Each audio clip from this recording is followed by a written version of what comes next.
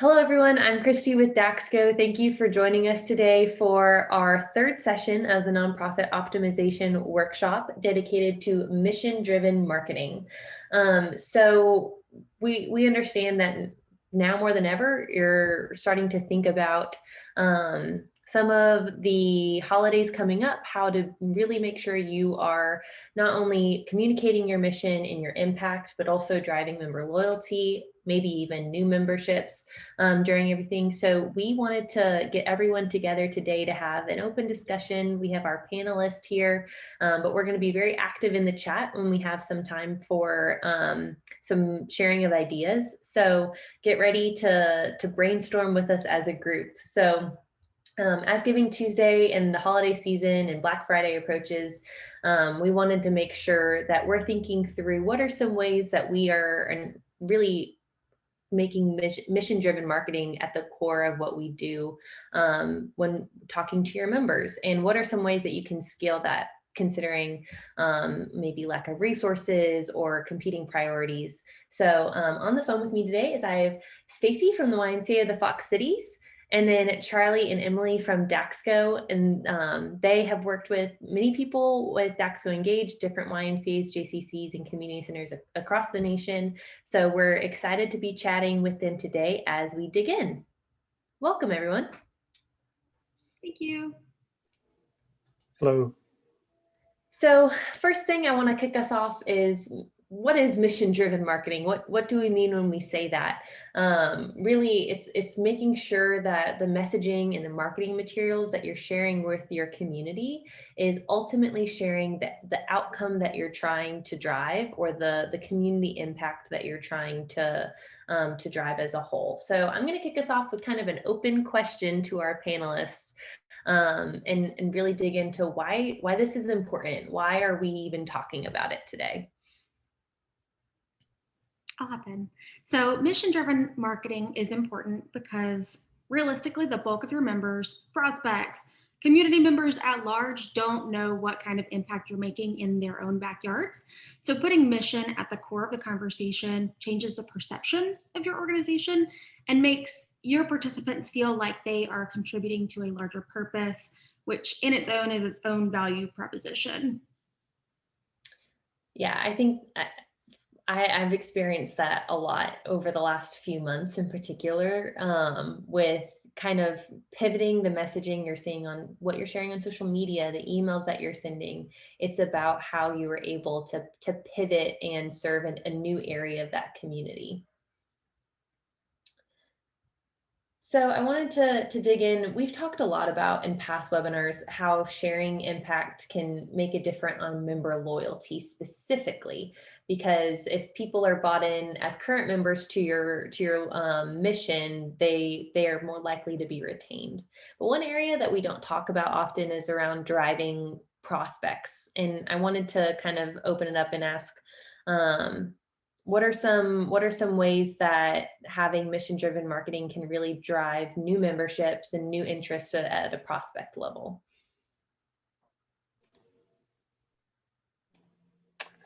Yeah, so as our YMCA and JCC partners know very well, the way that you engage with your community and the way that your brand is displayed is not just your logo. It's not just your color scheme or your voice. It's really about the emotional connection or the emotional experience that someone has with you. And so that is more important than ever with the way that you connect with prospects, because these are the people who are at that point where they haven't decided that they want to join your mission. And so what they want to hear from you is all the ways that you can connect with them emotionally and kind of share that value. So there's no question that the YMCAs, JCCs, and other nonprofit partners that we work with have a legitimate cultural and community value. And if you can connect with your audience at that level, beyond just the more kind of material value that comes with joining a YMCA and a JCC, the childcare you get, the wellness and fitness benefits. So if you're looking at it from that lens, especially in today's age where maybe someone is less likely to regularly attend your facility because they don't don't quite yet feel comfortable doing so, there are still, as you know, many ways that they can become a part of your movement and part of your mission. And so when you think through how you would convert a prospect, and the way that you engage with prospects and all the channels, so through email, through your website, through social media, it comes down to, are you making that connection emotionally, not just providing a list of features and benefits.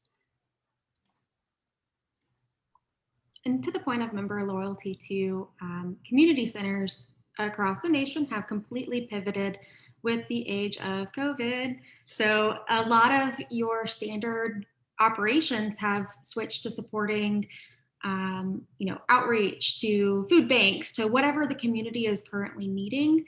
And when your members see all that you're doing to keep your community going, they are so much more likely to stick with you through the hard times, despite those circumstances. We saw that 78% of members continued drafting this year compared to this time last year. Is that right, Christy? Yes, for the month of September. So that really just goes in to show, member loyalty is very, very important, and having that community impact forefront center goes a long way. And to that point, one area that we saw potential growth for YMCAs and JCCs specifically now is around new joins. Even from August to September, there was a 22% increase in new joins. So people are joining your facilities. They're still finding like community centers to be vital for what they're trying to accomplish, which could be fitness.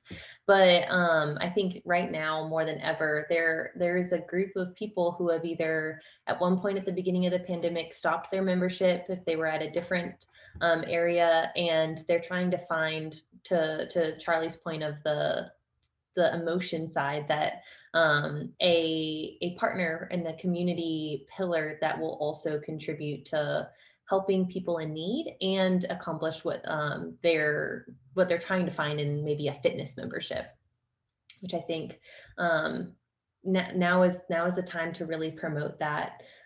I wanted to dig into maybe some examples. I know that you guys work with YMCAs, JCCs across the nation, especially as we're approaching Giving Tuesday, or what they have done in the past. Do you all have any examples of people who are doing this or have done this well that the team can kind of pull from?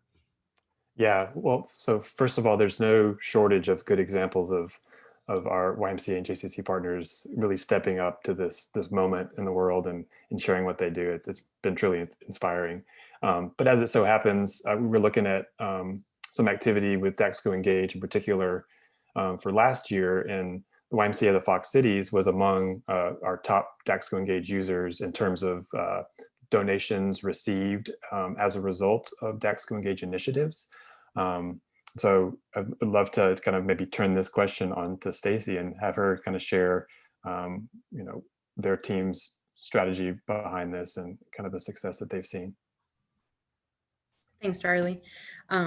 So I actually have a recent example of how we did a mission-driven marketing campaign.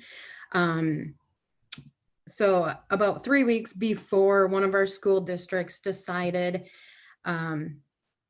that the school year was going to start virtually. So we had to pivot from our normal before and after school offerings for that specific school district and offer something that was a safe place for kids to go from 6:30 a.m. to 6 p.m. So we came up with Classroom Connection program. And our marketing department created a flyer that included the reasoning to why we were offering the program. And they had a great statement on the flyer that truly shows that we are a mission-driven organization. And it was the WISE Classroom Connection program launched to bridge gaps created by the virtual school format. And it shows our members and prospects that we want to help our community, which I think gains loyalty from them. And actually, one of our board members shared that his 5-year-old daughter planned to start kindergarten in the school district that went virtual. And he is thankful for the WISE Classroom Connection because his daughter can still go to the school she would have attended And she was excited to experience going to school, and the Y helped make that happen. So she didn't have to lose out on any of her firsts. I love that. I feel like that pivot in childcare, we talked about this in our last month's Now webinar. It was about like reinventing programming and childcare based off of what is new in the community. That is the perfect segue for this month of some ways that you are using it in your marketing as well.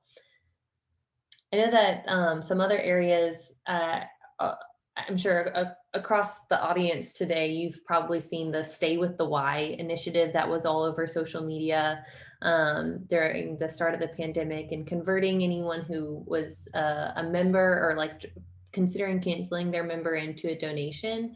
And I think those conversations, as hard as they were, because you don't want to be hearing from members considering canceling, it was an opportunity to share your mission where it wasn't at the forefront of maybe why they had joined in the past or originally. One thing I wanted to touch on is when we sent out the invite, we had a survey that we asked what are some topics we wanted to touch on based off of who was attending, and pretty unanimously those who responded said that they're struggling right now with balancing how to make mission-driven marketing timely and appropriate, given that there are some struggles across members, across their membership base, given everything that's going on with the world. And I wanted to talk through some ways to maneuver those conversations and maybe some best ways to approach it. Yeah, so we are in a very difficult environment when it comes to fundraising. Most organizations have taken a major hit, and the need now is really greater than ever. So the goal with fundraising at this point is less about asking everyone for anything and more about targeting your outreach efforts to those with the capacity to give. In DexGo Engage specifically, there are tools to help you define who those people are. It may be people that have given in the past. It may be organizations that you work with that haven't taken as much of a hit that you can prove value to through efforts that you've done in your community. But again, it's really more about targeting at this point than just trying to get everybody involved in the giving effort. Yeah. I think targeting, I mean, we've said this for a long time is the name of the game, but now more than ever is like making sure the ask that you are making is appropriate, but that you can share the impact to everyone, and then targeting the ask specific based off of different segments in your community. I think that's a great point. I wanted to open it up to the audience because we've kind of drilled into why it's important. I wanted to take some time and have people chat in. So get ready to chat. Some ways that you're doing this in your marketing today. It could be ways that you pivoted and then now you're promoting it at the start of the pandemic, things you were already doing prior to everything with COVID-19. If you can, go ahead and chat those in, and I will kind of open up the conversation to our panelists to share with the rest of it. So while we're chatting those in, I'm gonna turn it over to Emily with an update for anyone who's a current DexGo Engage customer. Yeah, so if you have member lifecycle campaigns as a part of DexGo Engage with DexGo, you may have noticed that we've started working in your site to build out content for your teams to use. This is not yet finished, so it's still a work in progress, but stay tuned. Our goal is to provide 3 campaigns based off of fundraising efforts. So first, there would be a campaign for prospective donors. In this campaign, we would be targeting those who've never given but are likely to give based off of our donor indicator. The donor indicator, similar to the retention indicator, is an algorithm that is built into your site that is estimating the probability of a unit giving over the next 6 months. So with the donor indicator specifically, it's important to mention that we are pulling a lot of different data points. It's not exclusively looking at previous giving history. There is so much more to a donor profile that alludes to how likely that unit would be to give than just that donation history. So our goal in that campaign is just to provide mission-driven content so that prospective donors understand the impact that you are making in your community. Second, we have a campaign for anybody that has pledged. For this, it's a thank you email. We just want to get in touch with people, let them know that their gifts are appreciated, let them know where their donations go, provided they aren't necessarily designated to a specific cause. And then finally, the third campaign is intended to provide a higher touch point to those who have given over a specific amount. So for example, if $500 is the cutting point where we say, okay, well, at this point, somebody gets a postcard. This is supposed to be an automated way to kick off a task for you to go in and either write a postcard, maybe have a board member call somebody, whatever that appropriate next step is for your population, that will be in that third campaign. So if you would like to modify those campaigns, wait for a signal. We are still working on it. We'll send out a follow-up email once those are built out. For those, we're not launching them on your behalf. Because this is a new campaign, we want your review. We want to be respectful to any blackout periods that may be in effect. And if you don't have member lifecycle campaigns or DAXCO Engage and you are interested in learning more, hit up Christy at marketing@daxco.com. She's an excellent resource and can put you in touch with the right people.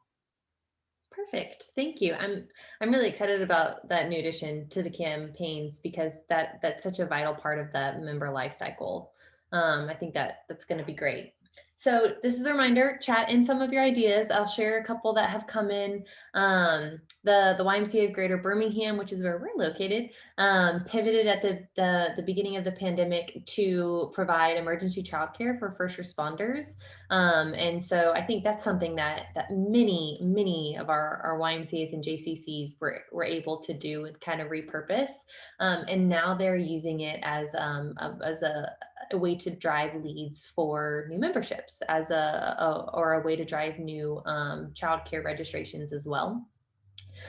We got some information that the YMCA of Greater Cincinnati submitted they began contacting seniors. I think that was a big part at the beginning of the pandemic, is reaching out, and they were doing regular check-ins with them, going to get groceries if needed, and they were able to film a couple of those interactions and post them on social media, which I saw that as well. So that's perfect. Anything else while people are chatting in? Any of our panelists, have you guys seen anything? Oh, we got another one. Oh, go ahead. So I was working with the YMCA of Central Ohio recently, and they mentioned that their downtown location became a shelter for men experiencing homelessness. They had pandemic childcare sites. They had a city partnership serving as a fire station so they could social distance. They had a lot of cool things going on that really made a difference in their community. Awesome. Jesse from the YMCA of San Joaquin County, I think I'm pronouncing that right, said was in the middle of our break camps for spring when the COVID shut down California. Within a week, they were able to pivot to emergency childcare, and in August moved to distance learning support and expanding from 1 pod site to 3. That's awesome. I think being able to pivot, to your point, Jesse, and then also to your point, Stacy, like daytime childcare is something that is a completely new world for school-aged children that I think many YMCAs are working through. Amazing. So we talked a lot about some ways to pivot. Now let's talk about some ways to actually act. So I wanted to switch gears and dig into ways to make this a success, a little bit more actionable. Now is the time to be implementing these techniques as we approach Giving Tuesday, Black Friday, the fall holiday season. And our team was working through kind of a 3-step plan for effective holiday promotions. And we're going to talk through that today. And then if you guys have some other areas that we wanted to chime into, we will have a workshop session as well. Before we dig in, we have another person who contributed. Karina from YMCA of Middletown said they provided childcare for essential workers, called members, provided full-time childcare before and after school programs with access to virtual classes in connection with local school districts. That's a great point, is the school district connection kind of opens up new doors for kind of rounding out that programming. Thank you. So let's talk about the 3 steps for effective holiday promotion. I'm gonna open it back up to our panelists and kind of say, what are some things to consider when really determining your audience and messaging as we approach these holidays? I'll jump in. So Giving Tuesday is when everybody asks for gifts. Your goal is to start early with an education campaign to let people know why they should choose you. So you need to answer that question in advance before you ask for the gift. This shouldn't just be via email, though we do have an awesome initiative template in DexGo Engage that you can definitely take, drop into your site and use. It should be a multi-channel approach. So whether that's social media, over texting, whatever the case may be, make sure that you're getting in front of people and letting them know why they should choose you. I love that. I think determining your audience kind of goes back to what we were talking about with yes, you might say that you want to promote one specific area. Let's go with the childcare example. That was a great way you were able to pivot during COVID-19, but making sure you're really being targeted in who you reach out to. Some benefits within DexGo as a whole is that you can really target the group you are reaching out to. So if we're leading with a childcare example, you can reach out to families who've participated in childcare. And so that would mean that would mean a lot for them to be able to contribute to the Giving Tuesday. One question I got from Veronica was, how early is early? And I think that's a good question because there's a balance there. What are your thoughts around that? I would say at least 2 weeks before, get in front of them. If you can go sooner, all the better. Realistically, you should be educating your members, your prospects about your mission year round. But just getting it in front of them right before you make the ask is definitely a great way to compel somebody to give to your organization. So at least 2 weeks would be what I would say. Agreed.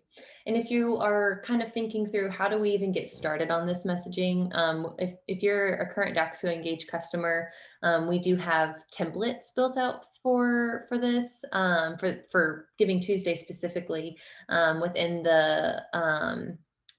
the system that you can go in and explore. And if you're not and you're just curious, feel free to ping me at marketing@dexgo.com, and I can share some examples as well if you're considering getting started with that messaging.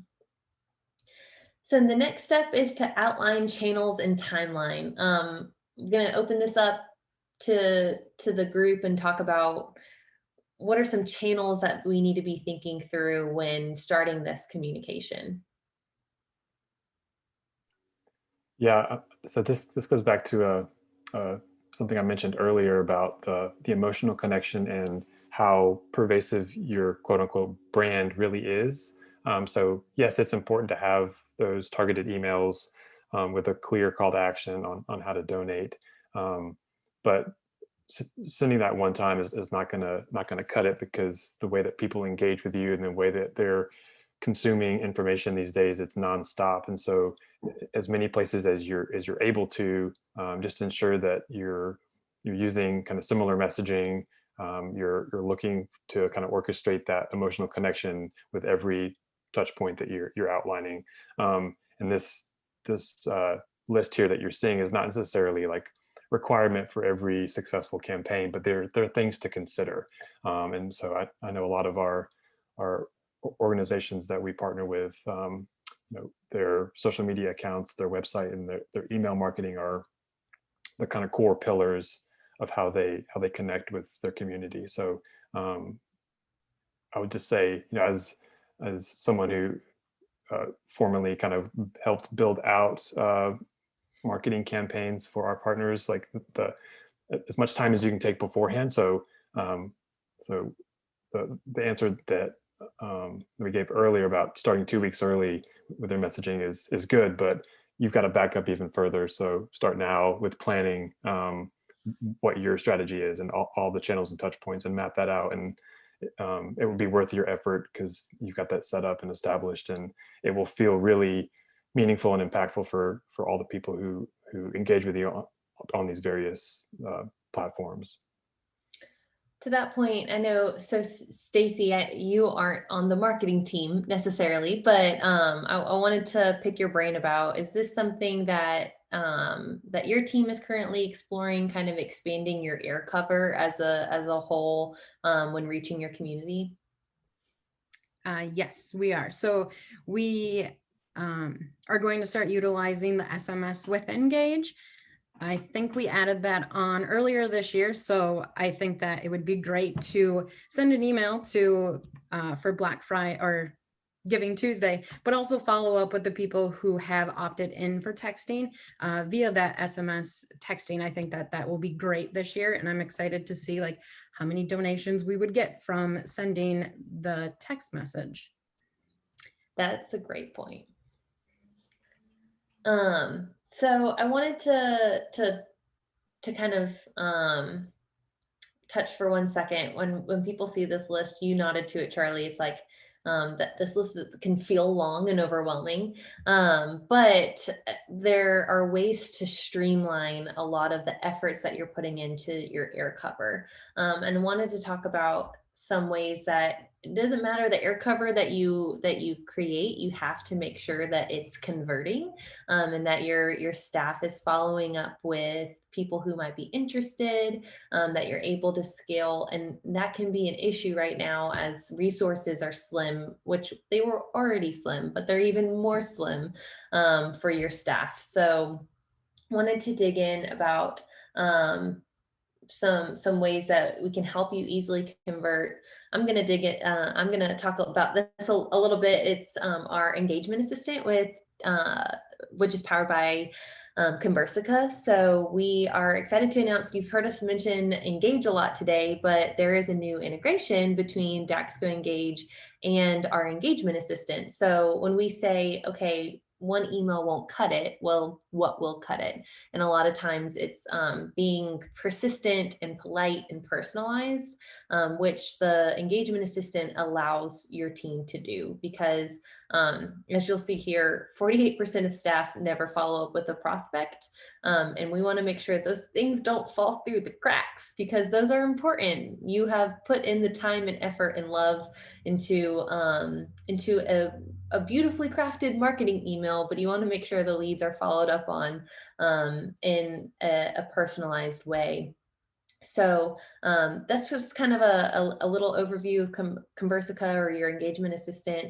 Really what this is it's someone that you are adding to your staff to help drive additional interest. So you can kind of have a campaign going and they'll send personalized emails. You name your assistant and they follow up and drive really high conversion, because we see it takes about 8 outreaches before someone converts to a member or a donor or a program participant. And I wish I could see everyone's hands right now, because who here reaches out 8 times to one prospect? Because I do not.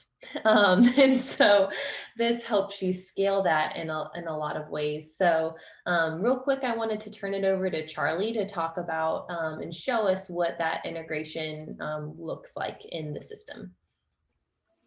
Yeah, just a note too about what that engagement assistant does. Like that persistent, polite sort of follow up is done in such a way that it feels natural. It feels like it's coming from someone on your staff. It doesn't seem like the same email sent over and over again. It responds to who's receiving that. So it's a really kind of a light and subtle touch. And Conversica and the engagement assistant is really good at that. And so we wanted to take advantage of what it's good at and what Daxco Engage is really good at, and connect those dots. And so Daxco Engage gives you that ability to create that really segmented and targeted list of people through group rules. And with this integration, which we've just recently released the first phase of, you can sync those targeted groups directly to Conversica. So what you're seeing here is just that quick ability to define the conversation ID, which is what Conversica calls their sort of campaigns, and the staff person who it's going to be assigned to. So it's really just a couple clicks. It's finding a group or building a group in Engage that you want your engagement assistant to start start nurturing in that persistent and polite way, and sending that on over. And so to Christy's point, you know, the level of effort that sometimes is required to get leads to convert can be daunting. And especially these days where it feels like everyone's wearing, before the pandemic, people were wearing 10 hats, they're wearing 20 hats now. And the need for efficiency and streamlined processes is greater than ever. So we just wanted to make it simple for our organizations to use that group segmentation that they're already know and love, and just take one extra step and pass that to the Conversica engagement assistant and start seeing some returns on that. And Stacy and her team and the YMCA of the Fox Cities is one of our first customers to start using this Conversica integration. Yeah, I'm excited to kind of pick Stacy's brain about what her team has been doing with that integration. Stacy, will you talk to us about what your experience with the engagement assistant has been and any results that you've seen? Yes. So the new sync between Dexco, Engage, and Conversica is amazing. It actually saves us a lot of hours. Just so prior to this, I would pull mailing lists from Dexco operations, and then I would try and clean them up, and I would upload them into like an email verification system just to make sure that we're targeting the emails that are active and that people are using. But now with the sync, I can easily create a group. Right now, we've been creating groups based off of the most recent join date. So it's really easy to go into the group and change it from 36 months to 40 months if I want to upload a little bit more leads into the system. So it's really simple to do that. And I just have to thank Charlie and his team for creating that, because it saves us a lot of time, especially right now when we need that time to be spent on other things. I completely understand that. I think the benefit of something like an engagement assistant is that it's allowing your staff to do what you're best at, which is sell the membership, rather than take a ton of time with sifting through lists, identifying who's even interested. Conversica helps you by raising the hand of, hey, I'm interested, I'm a hot lead, and that empowers your team to really be targeted in who you're spending your time reaching out to. Which that makes me happy to hear that it's been great. How is your team currently managing something like this? What does that process look like for your team currently? So can I actually go back to your last question about results? Uh-huh. Okay. So we actually started to use the engagement assistant Conversica in February 2020, so this year. So we did not have a lot of time before the pandemic to really get into the system and use it, but I think that we did see some great results. So before the pandemic, we had uploaded about 3,800 emails and heard back from 270 people, which is a 7% engagement rate. And this engagement rate is much higher than the engagement we get from just sending out an initiative through Dexco Engage, because they're, it's not personable, and it's just a general info email tied to those emails. So people tend not to reply. And our engagement assistant, in her first email, her name is Taylor, she introduces herself, and she will reach out to the person 7 times over 3 weeks. And kind of like what Charlie was saying, it's persistent, but it's very polite, because I don't know if I could be polite reaching out to someone 7 times over 3 weeks. So that is nice about the engagement assistant, is that she is very polite. And we are running on a thin staff team. So since we started to use Conversica again, after the pandemic, or when it was first declared, we have uploaded about 1,200 emails and heard back from 80 people, which is a 6.6% engagement rate, which I think is still really good considering the times. And since we have started to use the engagement assistant, so overall we had a 7% engagement rate, and of those leads, our hot lead rate was 18.5%. And we have actually found that people that we reach out to via the engagement assistant, they won't reply, but they will join. So that is very interesting as well. That is an interesting component, because maybe that was just the final straw for them to join online to get that follow-up email. Right. So how we're currently managing our hot leads. So currently it's only our other business analyst, Nikki, and I handling anything Conversica, but Nikki is the main person behind our engagement assistant, Taylor.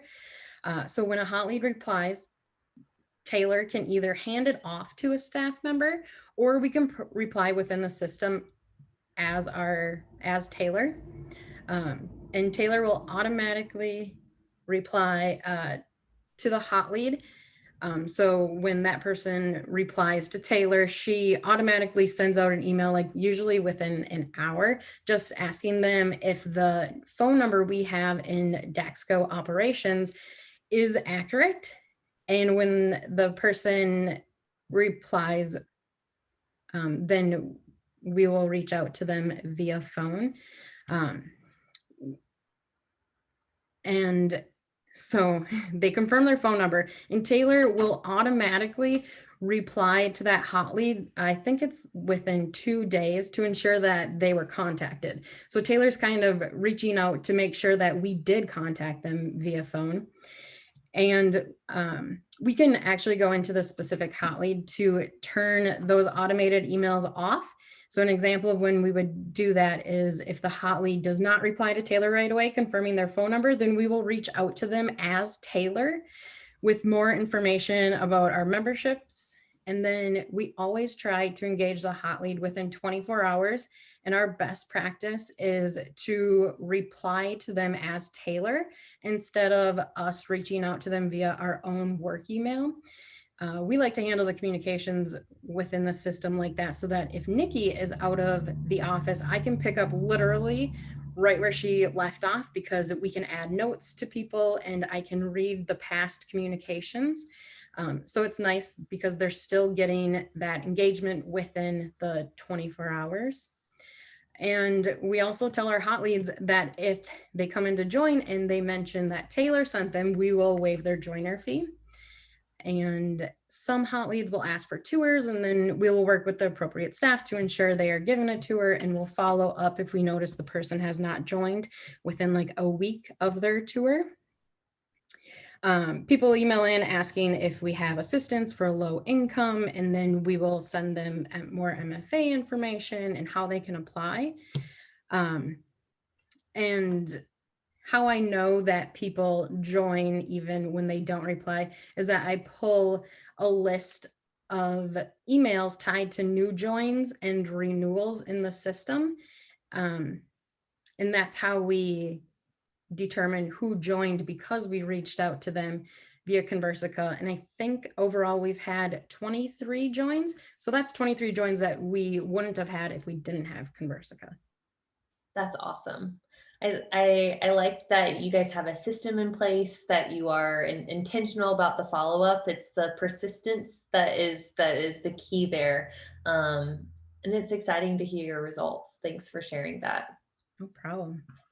I wanted to open it up to the group and have some time to discuss as a larger group. So get ready to type in some ideas again. And we've talked through the 3 steps of determining your audience, outlining your channels, and then converting. And I wanted to hear to the audience, what are your plans? What do you plan to do in the coming weeks? We'll give you a couple of minutes to type in your answers. While you guys are sending those in, I did want to let you guys know that we've been talking a lot about an engagement assistant, and one area that we have added to this year is a fundraising assistant, and that feeds into our conversation for today. But it's an assistant dedicated completely, like Stacy was talking about, but to driving donations. And we've worked with Conversica, who is our partner who powers this assistant, and they are so adamant about the impact that this is going to make for you guys, that we are starting a campaign that we will match, or Conversica will match up to $1,000 generated from leads created from the Fundraising Assistant through the end of February 2021. So we are excited to work with you all and partner with you as you guys are thinking through ways to maybe leverage some systems. With that, I will hop back over to our chat to see what some people are sending in. And if you have any questions about the Fundraising Assistant, you can email me at marketing@daxco.com and I will get you connected. So I do have a question of what are some ways that you plan to use the assistant with upcoming Giving Tuesday? Stacy, that's for you. Are there any things you guys are planning to use? We have not had that discussion yet with our financial development department, but I'm assuming that they will love to use her because they have actually reached out to me a couple times, like throughout the pandemic, about the fundraising assistant. So I know that they are very excited about it. Awesome. I have one person here that says they plan to make a video showing all of the impact they made over the course of the past few weeks or past few months, and they plan to share that out in their messaging around the Giving Tuesday and Black Friday holidays coming up. Thank you. Are there any other things, Charlie or Emily, that you've seen or they need to be thinking about when approaching the next few weeks? Yeah, I mean, I'll jump in again. I know Giving Tuesday is probably what everybody thinks about, but think Black Friday too. That is a great time to run membership, program promotions. Don't just stop at Giving Tuesday. There's a lot more opportunity in that short season to convert prospects to members and to get people involved in programs and activities. Yes, and Emily, are there any Black Friday templates or are we planning for that? We can definitely add some. There may be one in there from last year, but if there is, we'll freshen it up before we get to this year. Good deal.